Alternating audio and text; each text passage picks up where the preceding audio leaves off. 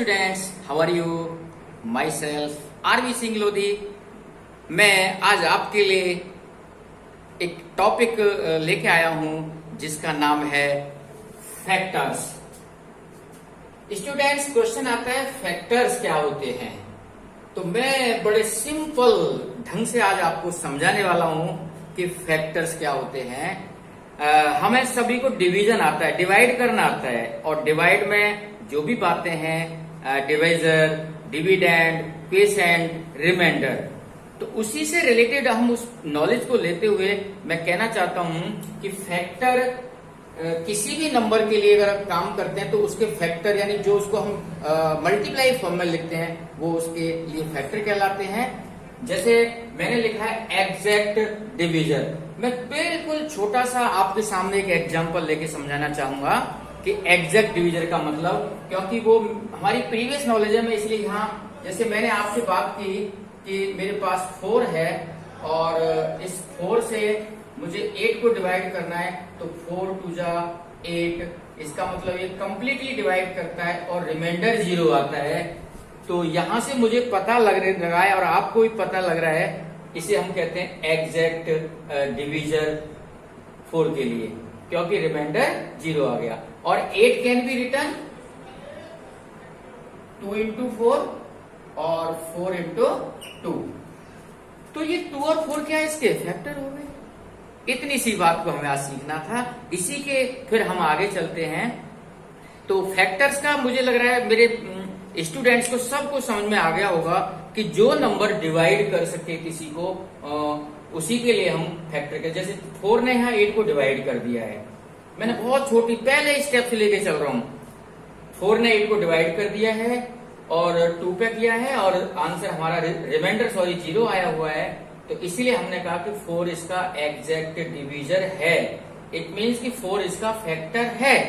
तो इतना सा आज हमारा टॉपिक सीखना है। अगर आपको ये समझ में आ गया है तो फिर मैं आगे बढ़ता हूं। अपनी प्रीवियस नॉलेज की मुझे जरूरत पड़ेगी एक प्राइम नंबर्स की। तो एक तो इसकी नॉलेज हमारे पास हमारे ब्रेन में अब रिवीजन हो जानी चाहिए, और एक दूसरी नॉलेज प्रीवियस नॉलेज में मैं कहना चाहूँ प्राइम नंबर्स। देखिए हम पढ़ चुके हैं प्राइम नंबर्स, ऐसी नंबर जो किसी से डिवाइड ना हो। वो नंबर जो किसी से डिवाइड नहीं होती उनको हम प्राइम नंबर्स कहते हैं। जैसे 2 3 5 7 11 30 70, आप इतनी देख रहे हैं, अभी और भी हैं एक्सेट्रा मैंने लिखा है। ये नंबर अगर 7 को देखो तो बिना वो खुद से तो डिवाइड हो सकती है, यानी डिविजन बाई सेल्फ, इसका ये भी हम कह सकते हैं। और कहने को प्राइम फैक्टर के लिए हम ये भी कहते हैं कि ओनली 2 फैक्टर्स। तो कई तरीके से हमें सीखना है।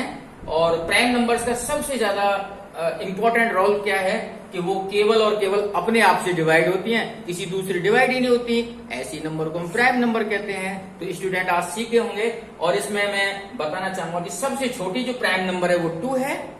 और इसका दूसरा लॉजिक भी मैं बताना चाहूंगा। एक ऐसी हमारी प्राइम नंबर है जो इवन है। तो ये पॉइंट आप माइंड में याद रखेंगे। कभी भी क्वेश्चन एग्जाम में कंपटीशन में पूछा जाता है कि what is the even prime number, तो बच्चे कंफ्यूज होते हैं कि इवन नंबर कहां से आ गई उसमें।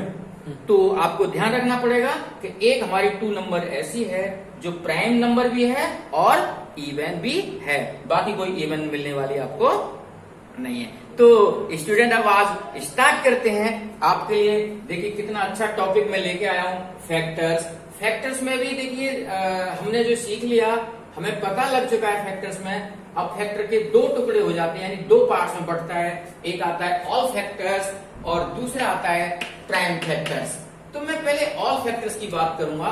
मान लीजिए मैंने एक 12 ले लिया, तो मुझे इसके ऑल फैक्टर्स कैसे आएंगे आप सबको पता है, लेकिन अभी थोड़े से घबराओगे। मैं सिखाना चाहता हूं कि ये 12 जो है हमारा लिखा जा सकता है 1 into 12, क्योंकि देखिए कभी भी हम किसी के ऑल फैक्टर निकालें तो 1 तो सबका होता है, 1 सभी का होता है, और जो सेल्फ नंबर है वो भी होती है, इसलिए हमने उसको 1 into 12 में लिख लिया। मैं बहुत अच्छे ढंग से समझाने वाला हूं आपको। आज आपको ये अवश्य ही समझ में आ जाएगा, मुझे कोई डाउट नहीं है। दूसरी बात, अब मुझे पता है कि अच्छा 12 तो 2 से डिवाइड हो जाता है, 2 की टेबल में आता है। तो मैंने कहा अच्छा 2 की टेबल में जब डिवाइड हो जाता है तो कितने पे होता है, आप बताएंगे 6 पे होता है सर, इसलिए मैंने यहाँ 6 लिख दिया, और 2 6 12 भी होता है। तो इस तरह से ऑल फैक्टर हम निकाल सकते हैं। और ये कब तक प्रोसेस चलेगा? अब आप देखिए कि कोई भी फैक्टर 12 से बड़ा तो आ नहीं सकता। चलिए अब हम 3 के बारे में बात करते हैं। अगला स्टेप क्या हमारा 3 को डिवाइड करता है, सबको पता है 3 की टेबल में 4 पे आता है, तो लिखा जा सकता है 3 इंटू 4। इसका मतलब इसके फैक्टर 3 होंगे और 4 भी होंगे। क्या हम देखें और भी आगे करना है सर इसको? भाई 12 तो मैक्सिमम है और 3 के बाद साथ 4 आ गया। अब हम यहाँ रिपीट नहीं करेंगे, 3 के बाद नंबर हम 4 का लेना चाहेंगे ना, सिस्टम से चल रहा है। तो जैसे ही 4 की बात करता हूँ 4 तो हमें दिखाई देने लगा, इसलिए अब हम रुक जाएंगे, यहीं पर स्टॉप लेंगे।